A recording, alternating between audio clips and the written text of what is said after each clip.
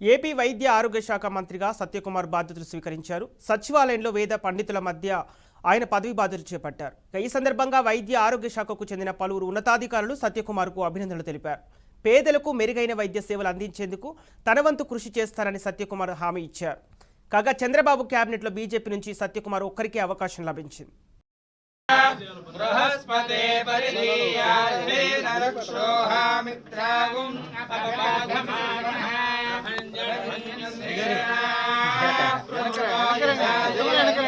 ఆగమేధ్య వితారధారాం గోత్రవిదం గోవిదం వజ్రబాహుం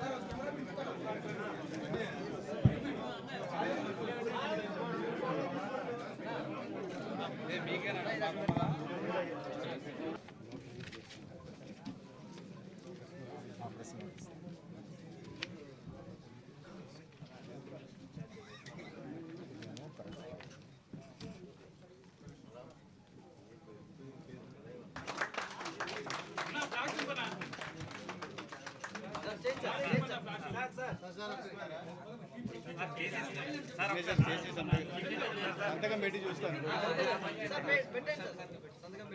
okay sir, సంతకం పెట్టండి.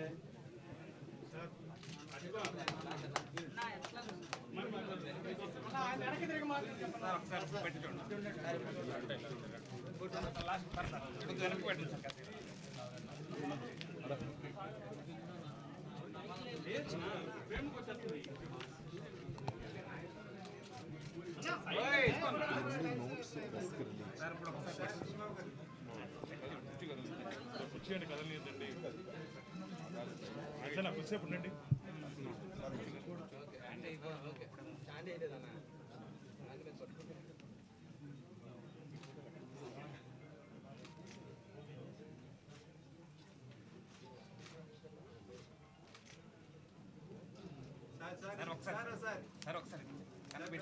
పెట్టినట్టు చేయాలా?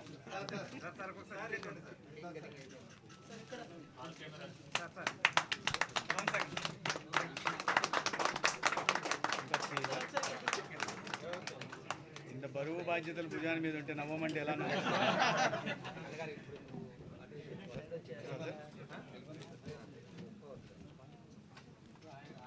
ఎవరు ఏం బొక్క లేదు, ఒక 5 నిమిషాలు ఆశీర్వాదం.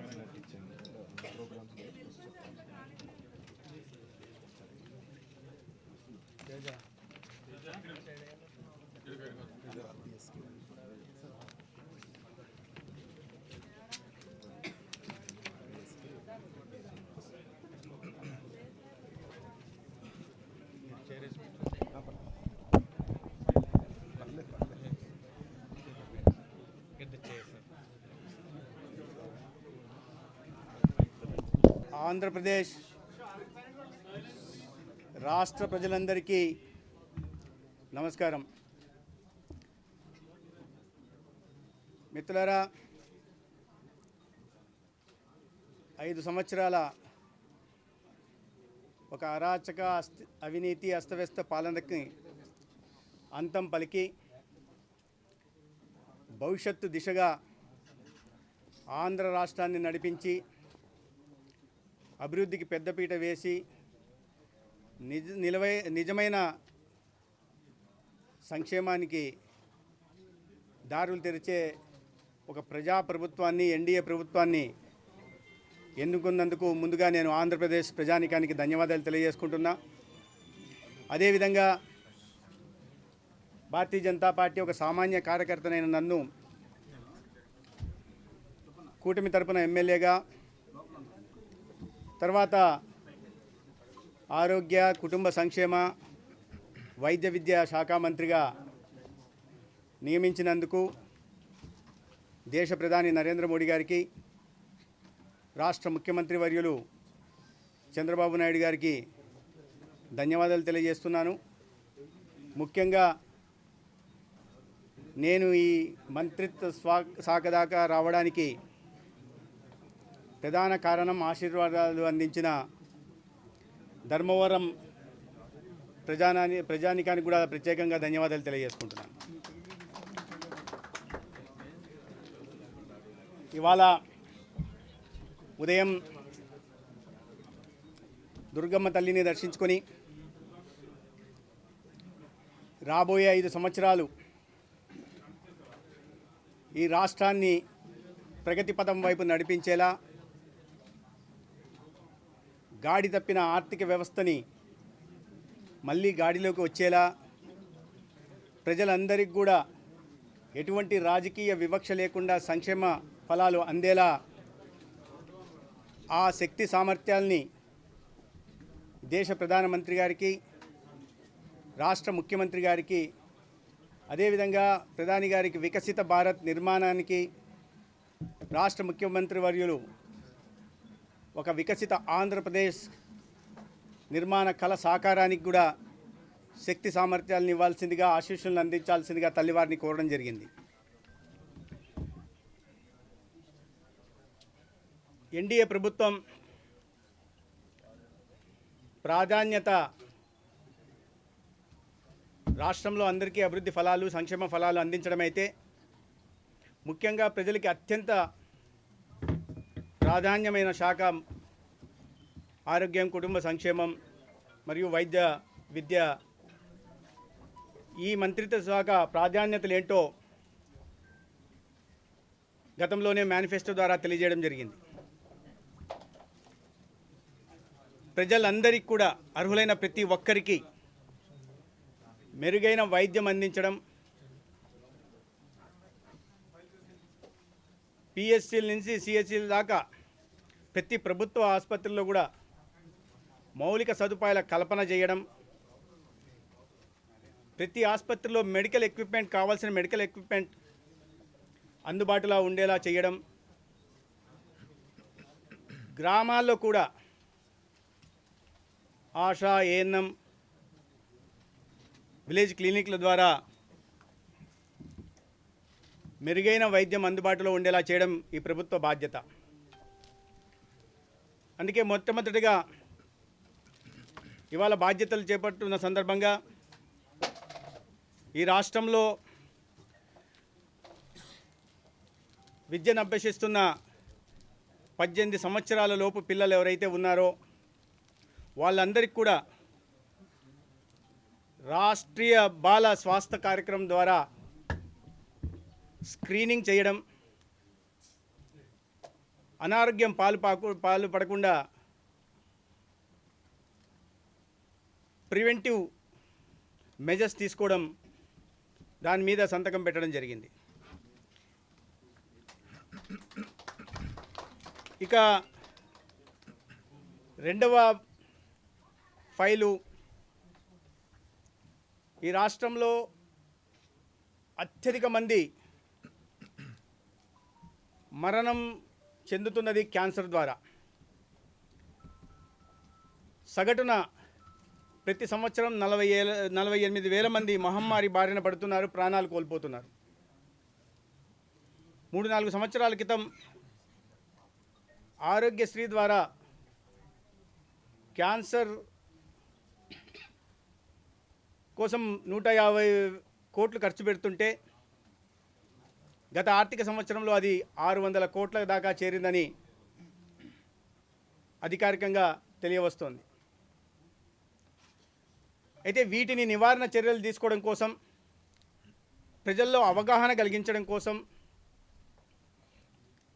ముందస్తుగా వాటిని గుర్తించి తగిన వైద్యం అందించడం కోసం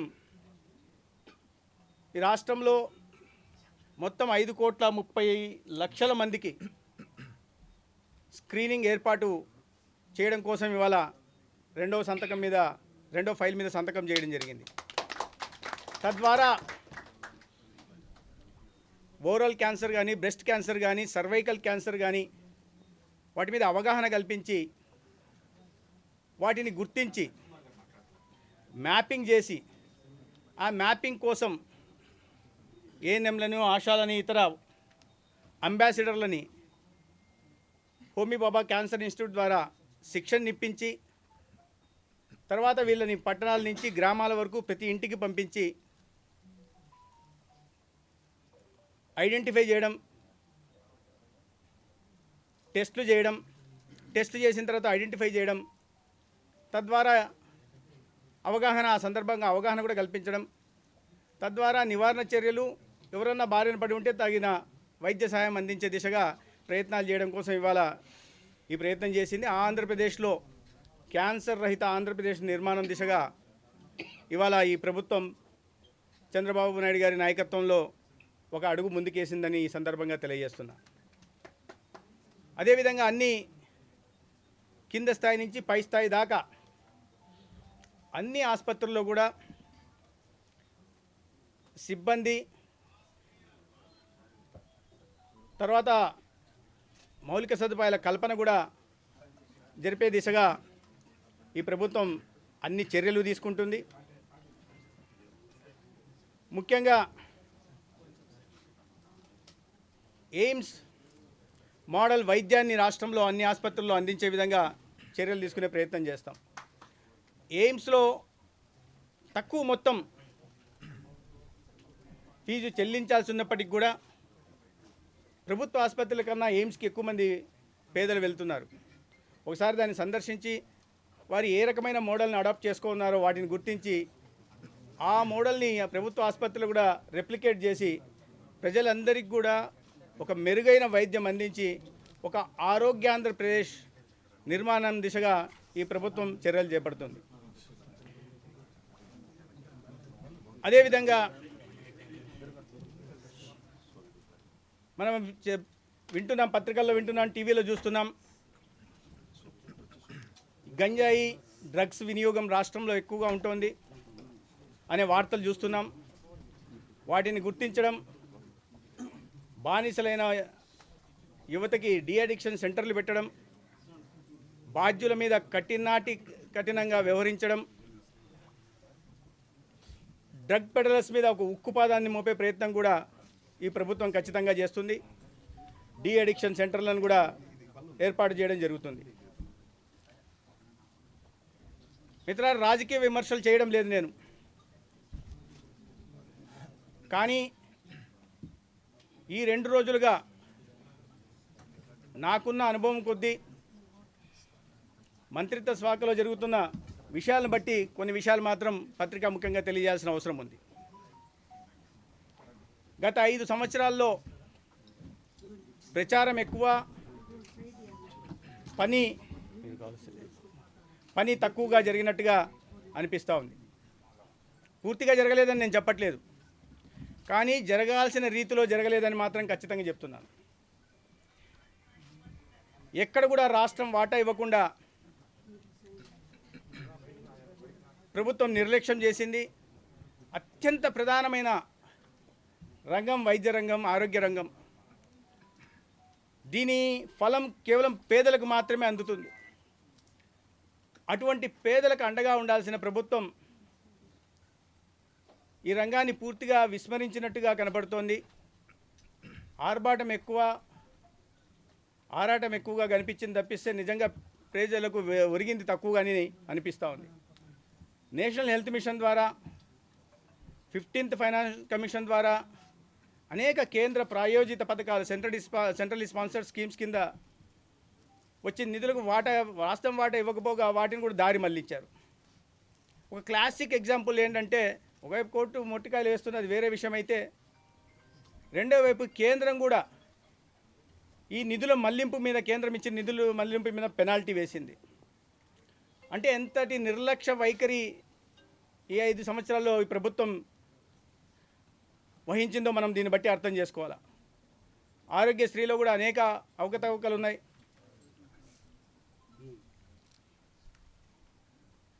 అనేక హాస్పిటల్ని ఎంపానల్మెంట్ చేశారు. ఒక రకంగా చెప్పాలంటే కొన్ని ఆసుపత్రులకి, కొంతమంది వ్యక్తులకి, కొంతమంది దళారులకి ఆరోగ్యశ్రీని ఆదాయ వనరుగా మార్చే ప్రయత్నం చేశారు. ఏ స్పిరిట్ అయితే ఆరోగ్యశ్రీని తీసుకురావడం జరిగిందో ఆ స్పిరిట్ని నీరు గార్చే ప్రయత్నం కూడా జరిగిందని నేను ఎటువంటి మోమాటం లేకుండా చెప్పగలను. అనేక వాటికి వృధా ఖర్చు చేస్తూ నేను వాటిలో పోదలుచుకోలేదు. దేని మీద వృధా ఖర్చులు చేశారు, హెలికాప్టర్ల మీద ఏంటి, విమానాల మీద ఏంటి, ఒక విలాసవంతమైన జీవితం గడపం మీద వాటి మీద పోదలుచుకోలేదు. కానీ పేదలకి ఆరోగ్యం ప్రాణాపాయ స్థితిలో వాళ్ళు ఉన్నప్పుడు ఆరోగ్యశ్రీ ద్వారా ఆసుపత్రుల్లో మెరుగైన వైద్యం అందించాల్సిన బాధ్యత ఉంది ప్రభుత్వానికి. అటువంటి బిల్లులు కూడా కట్టకుండా దాదాపు 1500 కోట్ల బిల్లులు ప్రభుత్వం నుంచి రాకుండా అనేక ఆసుపత్రులు మనం చూస్తున్నాం ధర్నాలకు దిగడం, ఆసుపత్రుల్లో పేషెంట్లను చేర్చుకోకపోవడం, ఇంత ప్రాధాన్యమైన విషయాన్ని అంతటి అపరాధాన్యమైన విషయంగా మార్చేశారు. ఆరోగ్య శాఖకే అనారోగ్యం తెచ్చే పరిస్థితి 5 సంవత్సరాల్లో జరిగింది. మళ్ళీ చెప్తున్న రాజకీయ విమర్శల కోసం నేను చెప్పట్లా, కానీ పరిస్థితులు అలా ఉన్నాయి. ఆరోగ్యశ్రీని నిర్వీర్యం చేసే ప్రయత్నం చేశారు. అనేక పథకాల్లో 60% కేంద్రం నుంచి నిధులు, వాటిని లీకేజీలు కమిషన్ల మీద ఎక్కువ పోయింది తప్పిస్తే దాని లబ్ధి అందాల్సిన విధంగా పేద ప్రజలకు అందే ప్రయత్నం చేయలేదు. అదేవిధంగా మెడికల్ కాలేజీల విషయంలో కూడా ప్రభుత్వం నేను తెచ్చాని తీసుకురావాలా, కేంద్ర ప్రభుత్వం 17 మెడికల్ కాలేజ్ మంజూరు చేసింది, ఇంకొన్ని మెడికల్ కాలేజ్ రావాల్సిన అవసరం ఉంది రాష్ట్రానికి. కానీ national medical council guide lines పరిగణలోకి తీసుకోకుండా ఒక తొందరపాటు చర్యగా మేమేదో చేస్తున్నామని చూపించుకోవడానికి ఆసుపత్రులను మంజూరు చేయడం, కొత్తగా 7 ఆసుపత్రులను కూడా మంజూరు చేశారు. మీరు గైడ్ లైన్స్ని పాటించలేదు, అనుబంధ ఆసుపత్రులను అప్గ్రేడ్ చేయట్లేదు, మౌలిక సదుపాయాల కల్పన చేయట్లేదు, ఫ్యాకల్టీలను వెతికే ప్రయత్నం చేయట్లేదు. ఇన్ని డెఫిషియన్సీస్తో కొత్త కాలేజీలు రావాలంటే అదొక ప్రమాదకరం. దాంట్లో కొన్ని నిబంధనలు ఉన్నాయి. 10 లక్షల మందికి 100 సీట్లని, వాటిని పరిగణలోకి తీసుకోలేదు. 100 సీట్లు కావాలంటే 420 సీట్లు ఉన్న ఆసుపత్రి నిర్మాణం జరగాల, వాటి గురించి ఆలోచించలేదు. 150 సీట్లు అంటే 600 చిల్లర పైగా సీట్లు ఉన్న ఆసుపత్రి నిర్మాణం జరగాల, ఒక్కటంటే ఒకటి రాష్ట్రంలో లేదు. కానీ ప్రచారం కోసం ఏదో తెచ్చేసాం, రాష్ట్రాన్ని మారుస్తున్నాం, ఒక విప్లవం తెస్తున్నాం అని మాయమాటలు చెప్పే ప్రయత్నం చేశారు. వీటిని అన్నింటినీ సరి చేయాల్సిన అవసరం ఉంది. ఇవాళ రాష్ట్రంలో ఒక దార్శనికత కలిగిన నాయకులు ముఖ్యమంత్రిగా ఉన్నారు. కేంద్రంలో ప్రపంచమే ఒక అభివృద్ధి ప్రదాతగా చూస్తున్న నాయకులు ప్రధానమంత్రిగా ఉన్నారు. వీరి ఇద్దరి నాయకత్వంలో దేశం, రాష్ట్రం పరుగులు తీస్తుంది. అనేక రకాలైన విప్లవాత్మక, చారిత్రాత్మక నిర్ణయాల్ని కేంద్ర ప్రభుత్వం ఆరోగ్య రంగంలో తీసుకొచ్చింది. అది ఆయుష్మాన్ భారత్ కావచ్చు, లేక దేశవ్యాప్తంగా కొన్ని 100 మెడికల్ కాలేజీలు నిర్మాణం కావచ్చు, లేదా రెట్టింపు సంఖ్యలో మెడికల్ కాలేజ్, పీజీ కాలేజీల సంఖ్య పెంచడం కావచ్చు. ఈ రకంగా ఒక సమూలమైన మార్పు దేశవ్యాప్తంగా జరుగుతూ ఉంది. ఇవాళ కేంద్రంలో, రాష్ట్రంలో ఎన్డీఏ ప్రభుత్వాలు ఉన్న కారణంగా దార్శనికత కలిగిన నాయకులు, దేశహితం, రాష్ట్రహితం గురించి నిరంతరం ఆలోచించి శ్రమించే నాయకులు ఇవాళ దేశంలో, రాష్ట్రంలో అధికారంలో ఉండడం కారణంగా ఈ రంగంలో ఒక విప్లవాత్మకమైన మార్పులు వచ్చి ఒక మోడల్గా రాబోయే రోజుల్లో ఆంధ్రప్రదేశ్ ఒక మోడల్గా గౌరవ ముఖ్యమంత్రి వర్యులు నారా చంద్రబాబు నాయుడు గారి నాయకత్వంలో తీర్చిదిద్దే ప్రయత్నం ఈ ప్రభుత్వం చేస్తుంది. చిత్తశుద్ధితో, జవాబుదారీతనంతో ప్రజలు ఏ రకంగా అయితే నమ్మి ఆశీర్వాదం ఇచ్చారో ఆ నమ్మకాన్ని వమ్ము చేయకుండా వారి మనోభావాలకి, ఆకాంక్షలకి అనుగుణంగా నడుచుకునే ప్రయత్నం చేస్తుంది. ఈ సందర్భంగా మొత్తం ఈ శాఖల ఆరోగ్యం, కుటుంబ సంక్షేమం, వైద్య విద్య శాఖల అధికారులకి, సిబ్బందికి, ఇతర స్టేక్ హోల్డర్స్ అందరికీ కూడా నేను చేస్తున్న మనవి ఏంటంటే మీరందరూ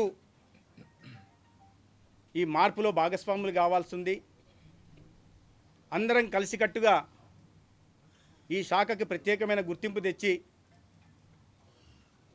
దేశంలో ఆంధ్రప్రదేశ్లో ఆరోగ్య శాఖ ఈ రకంగా పనిచేస్తుంది, ఒక మోడల్ శాఖగా తీర్చిదిద్దుతుందని దేశ ప్రజలందరూ భావించేలాగా మనం అందరం మన్నలను పొందడం కోసం కలిసికట్టుగా పనిచేయాలని, దానికోసం అందరూ ప్రతి ఒక్కరూ పై స్థాయి నుంచి కింది స్థాయి దాకా ఎవరున్నారో వారందరూ కూడా ఒక పారదర్శకంగా ఉంటూ జవాబుదారీతనంతో మెలుగుతూ మనం ప్రజాసేవకులం అనే విషయాన్ని గుర్తుపెట్టుకొని ప్రజలకు సేవ చేసే దిశగా మనల్ని మనం పునరంకితం చేయాలని, ఆంధ్రప్రదేశ్ పునర్నిర్మాణంలో ప్రతి ఒక్కరు కూడా భాగస్వాములు కావాలని కోరుకుంటున్నాను.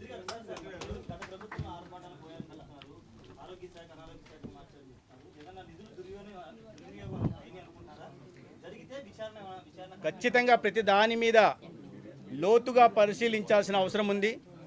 నేను 2 రోజులుగా చూసిన పైపైన చూసినవి వాటి ప్రకారం నిధుల దారి మళ్లింపు జరిగింది. అంతెందుకు విలేజ్ క్లినిక్స్లు పెట్టారు, ఎన్ఆర్ఈజీఎస్ నుంచి నిధులు దారి మళ్లించారు. ఎన్ఆర్ఈజీఎస్ ఒక ప్రత్యేక లక్ష్యంతో వచ్చింది, దాని పని వేరు. గ్రామీణ ప్రాంతాల్లో మౌలిక సదుపాయాల కల్పన, ఇది మౌలిక సదుపాయాలే కానీ దానికి నిర్దిష్టమైన ఇవి ఉన్నాయి, వాటిని నీరు గారిస్తూ పెట్టారు, తప్పులేదు. కానీ రాష్ట్రం వాటా కూడా ఇవ్వాలా. నిధులు మళ్లించిన విషయం దృష్టికి వచ్చింది. వీటన్నిటి మీద లోతుగా పరిశీలించి ఒక శ్వేతపత్రం డిపార్ట్మెంట్ల వారీగా శ్వేతపత్రం విడుదల చేస్తాం. దాని తర్వాత శ్వేతపత్రం ఆధారంగా జరిగిన తప్పుల పరంగా ఖచ్చితంగా చర్యలు ఉంటాయి.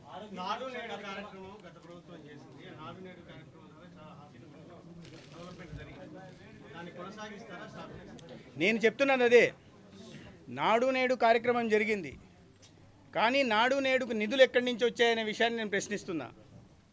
ఇంకొక పథకం నుంచి దారి మళ్లించారు, కొత్తగా మీరు సృష్టించి వీటి మీద ఖర్చు పెట్టలేదు, అది నేను చెప్తున్న విషయం. ఏమండి, కేంద్ర ప్రభుత్వం నిధులతో వచ్చిన ఇవి కొనసాగి ఇచ్చిన డబ్బుల్ని దారి మళ్లించారు. కానీ నాడు నేడా ఏం పేరు పెట్టుకుంటాం దాన్ని అనేది పక్కన పెడితే, రండి సార్, వాటిని పక్కన పెడితే పూర్తిగా ఈ శాఖని ప్రక్షాళన చేస్తాం. నేను చెప్తున్నాను, గ్రామీణ ప్రాంతాల నుంచి పై స్థాయి దాకా మౌలిక సదుపాయాల కల్పన మీద దృష్టి పెడతామంటున్నాం. మెడికల్ ఎక్విప్మెంట్, ఇప్పుడు నేను ప్రాతినిధ్యం వహిస్తున్న ధర్మవరం నియోజకవర్గంలో తాడిమద్రి అనే ఒక 30 పడకల ఆసుపత్రి ఉంది, ఎక్స్రే మిషన్ లేదు. ఇంకా ఏంటి నాడు నేడు? రంగులు వేయడం నాడు నేడు కాదు కదా. మెడికల్ కాలేజీల విషయంలో నేషనల్ మెడికల్ కౌన్సిల్ గైడ్లైన్స్ పాటించాలంటున్నారు. ఇప్పుడు ఏదైతే ఎక్కడైతే కేటాయించారో మెడికల్ కాలేజీలో ప్లేస్లు మారుస్తారో సార్, రండి సార్, ప్లీజ్. ఖచ్చితంగా ఇప్పుడు వాటిని అన్నింటినీ ఇప్పటికిప్పుడు ఏం చెప్పలేము, ప్రతి దాని మీద లోతుగా పరిశీలించాలని చెప్తున్నాను నేను. అన్నీ ప్రాథమిక దశలో ఉన్నాయి. పూర్తిగా ఒకసారి మాట్లాడిన తర్వాత ముఖ్యమంత్రి, అభివృద్ధి ఎక్కడ ఆగదు, అభివృద్ధికి ఎక్కడ ఆటంకం కలగదు. ప్రభుత్వం మారింది, ప్రజలు వాళ్ళే, అభివృద్ధికి ఆటంకం కలగదు. సాక్షాత్ మనం చూసాం, మన స్కూల్ కిట్స్ ఇవ్వబోతుంటే జగన్మోహన్ రెడ్డి గారి ఫోటో ఉంటే గౌరవ ముఖ్యమంత్రి గారు వాటిని ఇవ్వమన్నారు. ఇక్కడ అంతెందుకు, ఇప్పుడు కూడా ఈ రాష్ట్రీయ బాల స్వాస్థ్య కార్యక్రమం ఏదైతే ఉందో ఇది కూడా కేంద్ర ప్రభుత్వం నిధులతో నడుస్తున్న కార్యక్రమం. దీంట్లో కూడా జగన్మోహన్ రెడ్డి గారు ఆ కార్డుల మీద ఆయన ఫోటో వేసుకున్నారు. దానికి దాదాపు 5 కోట్ల దాకా ఖర్చు అయింది. అయినప్పటికీ కూడా ప్రజల మీద భారం పడకూడదు, ప్రజాధనం వృధా కావద్దనే ఉద్దేశంతో ఆయన ఫోటోలు పిచ్చి ఉన్న ముఖ్యమంత్రి గారి ఫోటోను అలాగే ఉంచుతూ ఆ కార్డులను పంపిణీ చేస్తున్నాం. అంటే దీన్ని బట్టి అభివృద్ధికి ఎక్కడ ఆటంకం జరగదు. కానీ అదే సమయంలో ఎక్కడన్నా అవినీతి జరిగినా, అన్యాయం జరిగినా వాటి మీద మాత్రం ఖచ్చితంగా పరిశీలన చేసి చర్యలు తీసుకోవడం జరుగుతుంది. అభివృద్ధికి ఎక్కడ ఆటంకం ఉండదు.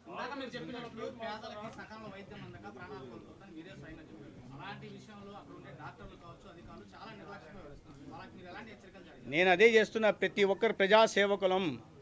ప్రజలు కట్టే ట్యాక్సుల నుంచి మనం జీతం తీసుకొని పనిచేస్తున్నాం.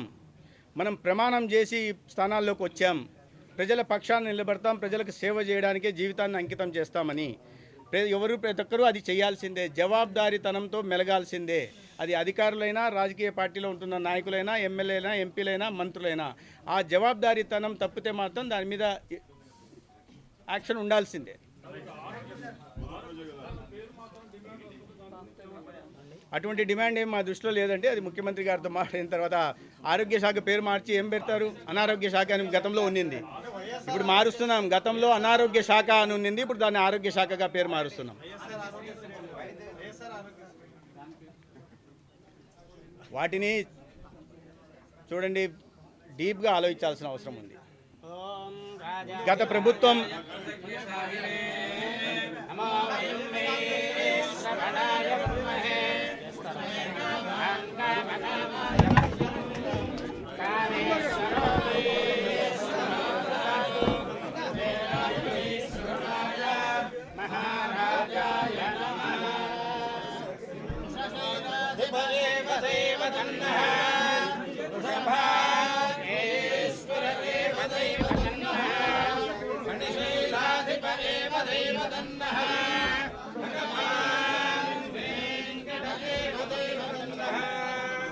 రండి సార్.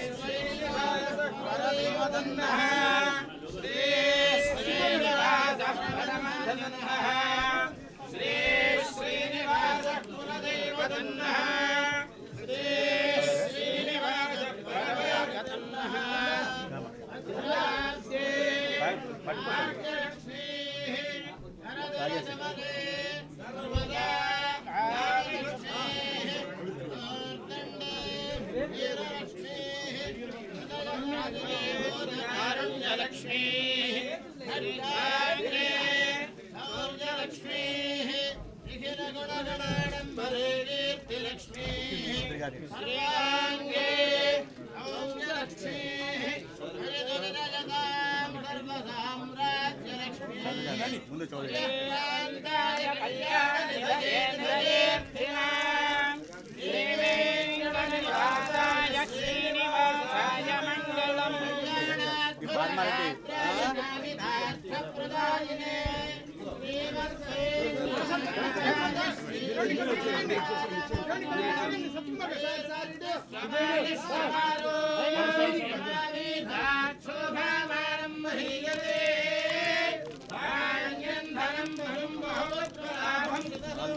God bless you.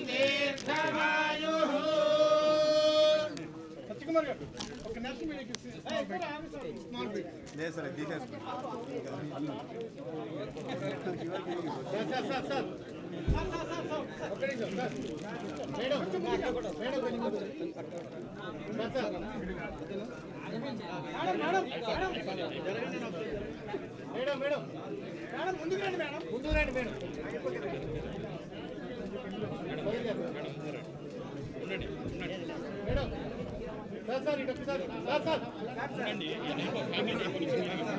అయ్యా మీరు 180 degrees లో పెట్టారు కెమెరాలు.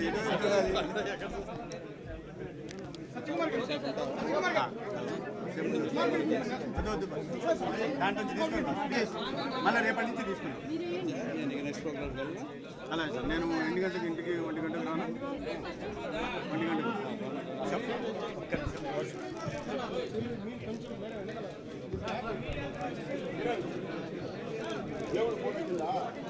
Thank you, sir. Thank you. Sorry, I have to make some political comments.